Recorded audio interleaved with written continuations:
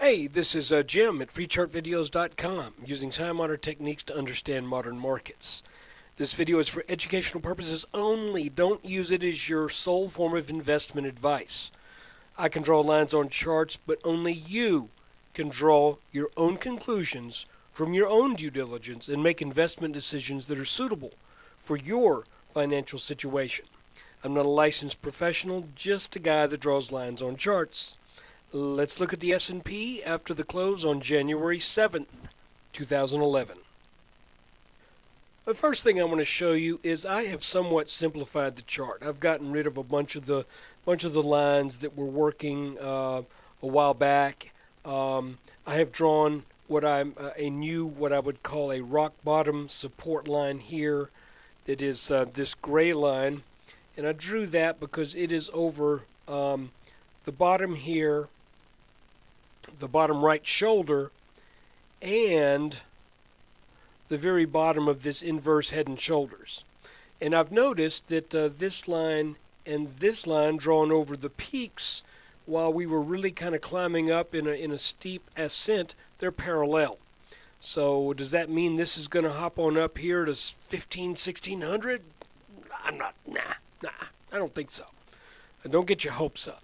But what it does mean is that the general market current, call it the tide, if you will, the tide is still coming in.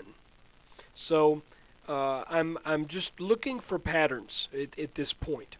So let's look at a 30-minute chart, and I will show you that since we broke up out of this consolidation pattern back in late November, early December, we have been in a once we got up out of that, a channel has been established.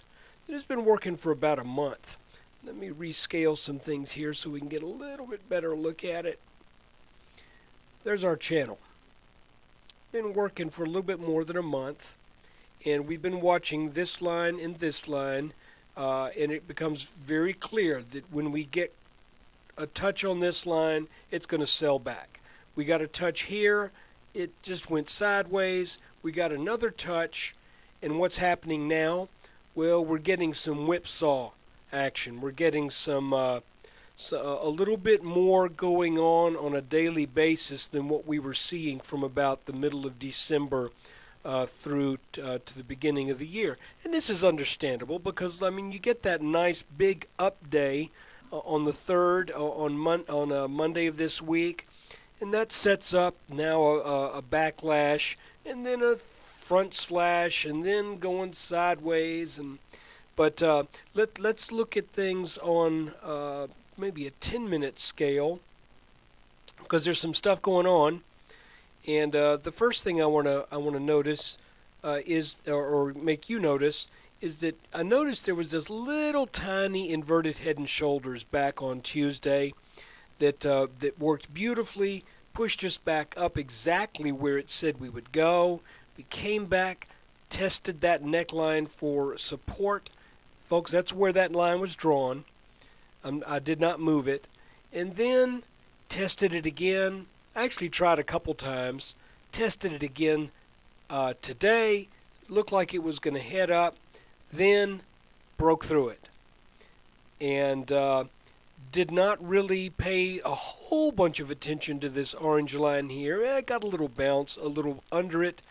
Then we actually traded momentarily underneath this channel and very briefly broke what I was pointing out yesterday verbally, I might add. Maybe I mentioned it the day before, I don't know.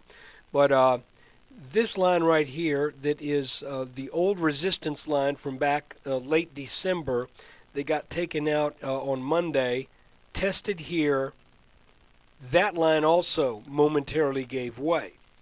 So what does this mean? Well, if this line really gives way to where there's no doubt about it, then that means this pattern right here will be confirmed as a very small double top.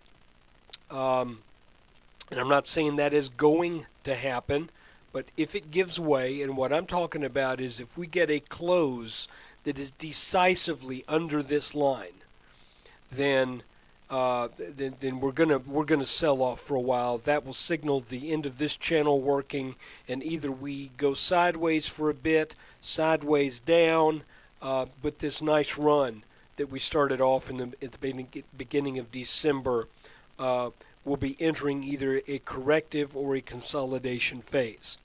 You'll notice that this line that served as support for a number of tests yesterday and today, once it broke down decisively, what happened?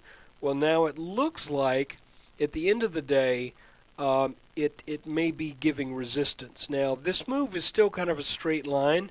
This could pop back over that on Monday, and we could go up and test these highs again. This did hold. I'm counting this as a serious test and a hold. I'm also counting the channel as a hold, even though it was briefly underneath it. I'm not super concerned about that. I will tell you that that I've got a little bit more cash today than I had yesterday. I thought we were maybe going to be going sideways without this kind of a selling pressure. But in the grand scheme of things, it's not really that much when you think about it. I mean, we were never down. I don't think we were ever down a full percent for the day, maybe momentarily. So anyway, that's what's going on with the S&P. What do we need to look out for now? Well, yesterday I said we had more support underneath us than resistance above us, but today now we're kind of looking at keeping our eye more on resistance. So what I would say, let's draw another line here. If we get above this line, and we can also take out this line, which would be in the mid-1270s, then I think we're probably going to stay in this channel a bit longer. But if we sell off and take this out, again, if this gives way on Monday, then we really need to watch this 1263 level super close, because here's the deal. If that double top breaks out, or shall I say breaks down,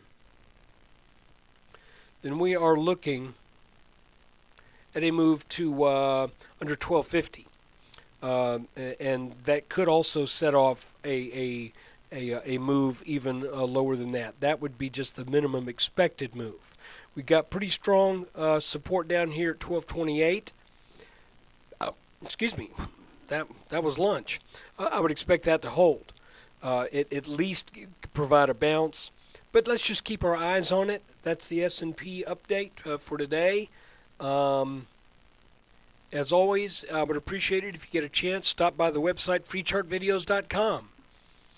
I don't want to make it expensive, chartvideos.com. I need your traffic. So come visit the site, consider the forum. Take care.